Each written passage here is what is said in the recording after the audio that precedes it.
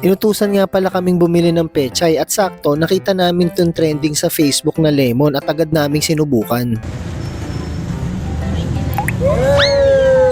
Sinipat muna ni Lizzie bago niya ilagay yung piso. Nakakatuwa ding experience to kasama yung mga bata, lalo na walang magawa ngayong maulan. More practice pa ate, mape-perfect mo na talaga yung hugis ng ice cream. At syempre, may ice cream din kami ni Lizzie. Grabe, ilang araw na yung ulan, paltos na yung sa akin. Huling-huli.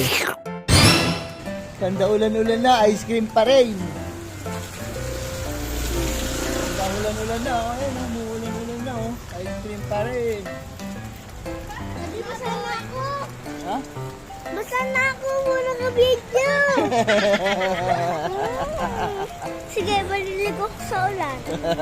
Minsan lang silang maging bata kaya dapat sulitin ang oras. Hanggang sa muli, paalam!